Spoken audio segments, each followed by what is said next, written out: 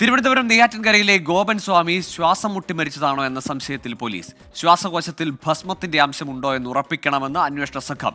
സംഭവത്തിൽ കുടുംബാംഗങ്ങളെ അടക്കം കൂടുതൽ പേരുടെ മൊഴി രേഖപ്പെടുത്തും. ഷഫീദ് റാവത്തർ ചേരുന്നു വിശദാംശങ്ങളുമായി. ഷഫീദ്, മരണം സംഭവിച്ചത് വീടിനുള്ളിൽ വെച്ചാണോ അതല്ല ഈ കല്ലറയിൽ വെച്ചാണോ എന്ന കാര്യത്തിലാണോ പോലീസിന്റെ പരിശോധന? അതല്ല അതിനപ്പുറത്തേക്ക് നാളെ സംസ്കാരത്തിന് മൃതദേഹം വിട്ടു നൽകുമ്പോഴും ഇന്ന് തന്നെ വിട്ടു നൽകിയ സാഹചര്യത്തിലും വിശദമായി ഈ വിഷയത്തിലൊരു പരിശോധന പോലീസ് ആലോചിക്കുന്നുണ്ടല്ലേ?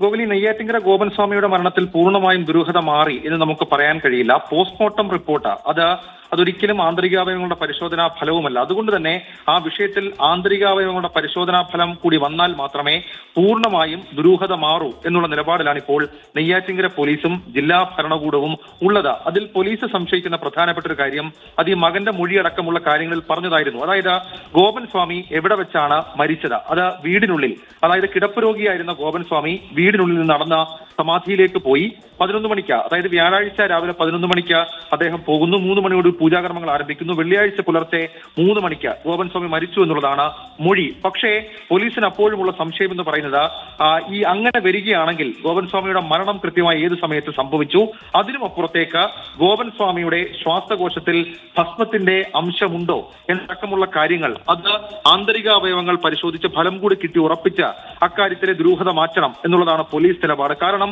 മകന്റെ മൊഴി അനുസരിച്ചാണെങ്കിൽ ഗോപൻ സ്വാമി മരിക്കുന്നത് അത് ഈ കോൺക്രീറ്റ് ഭാഗത്ത്, സമാധി എന്ന കവർ വിളിക്കുന്ന കോൺക്രീറ്റ് ഭാഗത്താണ് സംഭവിക്കുന്നത്. അവിടെ ഇരുന്നാണ് അദ്ദേഹം മരിക്കുന്നത്. അങ്ങനെയാണെങ്കിൽ കഴുത്തറ്റം ഭസ്മം മൂടിയ ഗോപൻ സ്വാമി ഭസ്മം ശ്വസിച്ചിട്ടുണ്ടോ, അദ്ദേഹത്തിന്റെ ശ്വാസകോശത്തിലടക്കം പോയിട്ടുണ്ടോ എന്നുള്ള ബലപ്പെട്ട സംശയം പോലീസിനുണ്ട്.